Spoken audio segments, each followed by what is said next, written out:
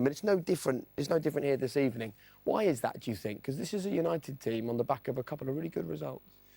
Well, I think you get, when you've got a couple of dead rubber games. I know it's, one, they want to win the group, but I think when you get not as much on the game as there could be, then I think that you can get games like this. As you say, it's been pretty poor, pretty boring to watch, I must say.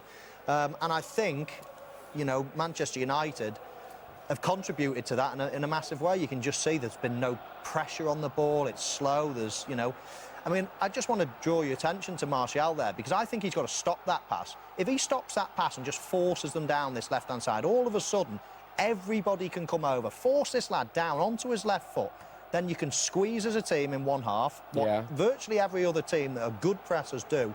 He does absolutely nothing. So now the left-back's stretched, the back four is stretched across virtually the whole width of the pitch, and you can't defend as a team if you're defending the whole pitch. And I just wonder, and this is the chance straight after, it's a counter-attacking chance. I'm just thinking, following the brilliant performance against Manchester City, counter-attacking football, I'm not sure whether they've lost that, that ability to keep the ball, to be a possession team. Do you think they are solely a counter-attacking team? I think they're working towards being that old United team and they can dominate possession, but to win games you saw against Tottenham, against City, they're best at counter. They are best, yeah. And maybe they're caught in between the two styles of where they want to be that, and they should be at home against this outset team. But actually, they're really good in possession, outset, and the game is just a bit flat. So I'm sure we'll get more in the second half, like we did in the Arsenal game. But in 80% of games, Manchester United surely should be in control of possession. I mean, they can't. I know what you're saying, but they can't be just a counter-attacking team. But you think about the Chelsea game, they had less possession. Yeah, and in the games that I'm not interested. I'm talking about the majority of games. Most of the games at home, say 15 games at home, they're going to be playing in the Premier League against teams that are inferior to them. They can't play like that. They can't not have the ball. That's how they're winning games right now, time. Mo. That's how. You are right. If you're progressing forward, you need the ball more. Oh, no, definitely. I don't disagree. I mean, I could just sit here and listen. That was really interesting. To get that sort of analysis from that half of football is quite remarkable. Ole talked this week, didn't he, Owen, about consistency. They're unbeaten so far in December. What do you want to see in the second half so it feels more like those kind of games against City and Spurs? Yeah, I think you just want to up the tempo a little bit. This is not the same opposition they face in Tottenham and City. They don't have to be as reserved. Go at this outside team. They are good in possession. Defensively, the best team in the Dutch league, but just up the tempo, put some pressure on them, and they'll win the game. Mo? Well, exactly what I said before the break, really. I'd like to see some actual structure in their defending to get the ball back. I thought it was, Alkmaar played wherever they wanted to play in that first half. There was no direction, there was no, let's force them into this area or that area. And subsequently, they controlled the possession. So I'd like to see, as Owen says, a little bit more impetus, a little bit more energy. They've got Rashford on the bench. He could change things. OK. You saw Arne Slot there. He knows if they win this, they may well top the group. And that is what he will want to do. Let's see what happens in the second half.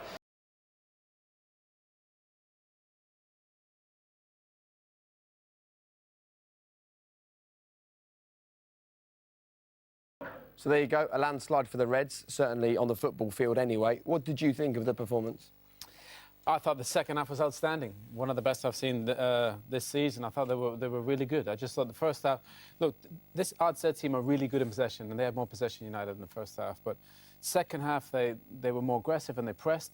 And we said they'll blow them away, and they did. I mean, look, all the young guys played well. They kept a clean sheet, so top draw. Second half was absolutely outstanding. It's been a really good night overall, hasn't it? All the British teams through. Your old side win. You get 2 for 1 on jackets. I mean, whatever way you look at it, it's been a successful evening. I'm not even going to answer that question. No, it has. Last season, we thought it couldn't get any better. And, of course, 2 teams winning the European competitions. It could very well happen again this year. We're in a great position. British teams, with the Scottish teams doing great as well. It is outstanding, and there's no question about it.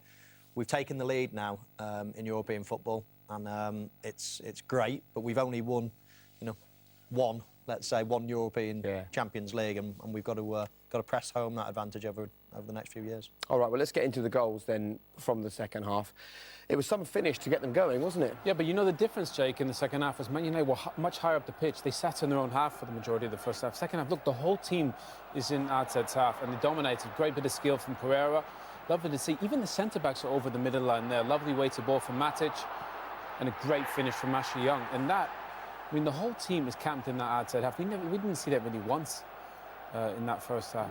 And again, really good play. Everybody's involved. Matai's on side. Look at the numbers Man United have. That's what you want to see at Old Trafford.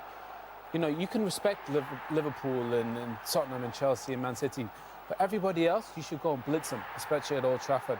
And they're good enough to do that. In the second half, they did it, and AZ couldn't live with them. They got absolutely turned over. Why do you think the first... And we'll look later about the difference between the two halves, but why do you think the first half was like it was? After 2 big games, did they just not take it seriously enough, have their foot off the gas? No, I think once you get into that zone of playing in a certain way, so against Manchester City, it's just, right, let's sit back and go bang and attack, you know, counter-attack, and they were brilliant at it. But that was their last memory of a game. As soon as you start the next game, it's like, you know, that's how we're playing at the moment. And Owen's right, I think they've got to be better with the ball as well, because it's not every team that are going to come to play that are going to have more possession than them. They are Manchester United at the end of the day. So they need to learn both sides. It looks like they're absolutely flying when it comes to teams that have got possession and they just want to hit them on the break. But they've probably got to brush up with the ball. Now, first half, it wasn't good enough. We said that. It looks like Ole Gunnar Solskjaer pretty much agreed with what we said and changed things, changed the formation, as Juan Mata says. Pereira then told us to press harder. And, I mean, all of a sudden, you could just see a massive difference. And obviously, one man who exploited that was Mason Greenwood. If we start talking about him as a great prospect for Manchester United, I'm always wary of putting too much pressure on young players at such an early stage. How do you read it? No, he's fine. He's 18, but he's ready. Every time I watch him play, he plays that way, and I think he's a natural. I really do. He's a natural finisher. You know, the goals that he scores. First of all, by the way, the whole team's pressing again. That's great. Love that from Garner. But you know, I don't know what it is, Mo. You'll know better as a goal scorer. But everything he hits the ball so cleanly. You know, he's not trying to hit it in the top corner and make it look beautiful. He finds the back of net, and I love watching him finish because he makes it easy. Should have been a foul. But again, United were more positive. They pressed. And this guy, that's the right word, just a natural, isn't he? Yeah, and it just shows you when you win the ball back, I know it was a foul, but you win the ball back in those areas, you're straight in with a chance. That's why pressing high is so good. He won the penalty as well? He did, yeah, he did. I mean, he was a constant threat, wasn't he? First look, I thought, definite penalty. He probably played for it in a little way, but I still think it was a definite penalty. You know, he touched the ball out. Yeah, I mean, I think it's a penalty and tucked away nicely. I would have liked to see Mason Greenwood step up, actually, and maybe he could have got his hat-trick, but Juan Mata's not played so much lately. It was nice to see him get on the score sheet. I know that you mentor a lot of young players, Michael. At the age that, and obviously, you know, he's not young anymore, he's 18. But are you looking at this age for ability or attitude? No, you look for ability when they're really young. Now you look at pure the mental side of it. He's not going to really change loads now. As he goes, it's just going to be his mental attitude. He's grown into his frame. He won't get much quicker now. He won't get much taller. He might thicken out a little bit. So it's all about now what's going on between their ears. I mentioned right at the start of the season, of course, they've got a lot of good young kids coming through. But we had a group of about 5 or 6 on the bench and playing earlier on in this campaign. And I said, yes, there's some good players, but he's the one. He's the one that could be Manchester United for a long, long time. Now, there's another few coming through the ranks as well. But of this group at the moment, he's the one. The reason I say you got to work and you got to press is because you don't learn anything by sitting in. You know, you don't learn anything by just waiting. You just take the initiative. That's what I want to see from the young guys. Martinelli does it at Arsenal. Greenwood does it here. Be on the front foot, force mistakes, press, even if it doesn't come off.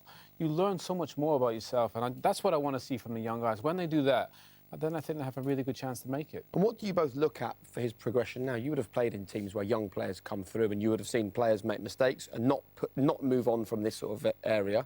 And equally, you played alongside teammates who flew from here. So what are the key things you'd be looking for from him now? He's got the perfect role model in Marcus Rashford. Just model yourself for Marcus Rashford. Is he going to play off the right? Is he going to play off the left? Is he going to play up top, or is he going to play as a 10? I think he can be an attacker, like Marcus Rashford, but still, Marcus Rashford looks most comfortable off the left, but he can play off the right and he can play as a number 9. I think Mason's going to be the same, but I think for his age, at 18, I think he's an incredible natural finisher, and I think he's working on his game, and I think he's in the perfect place with Ole and all these young players. He's going to be a star, no question. He will naturally improve now, you know, with experience under his belt. He will naturally improve for that. The biggest thing that a young kid now, I mean, he's still only 18. Yeah. Biggest thing that can go wrong is, you know, his mentality. Is that he gets cocky or he, you know, gets big-headed or whatever. There's a million traps, you know, as being a footballer. As long as he keeps going along this path, he's at the right club, obviously, that have nurtured so many youngsters over time. He's got people around him that need to guide him, the right manager. You would think that all is in place. As long as he's got the right advice off the pitch as well, then there is no question he's going to be a top player for the long term. You know, he's going to be a great player. It's more about what can go wrong more so than what he can improve on now, I think. Very good. OK.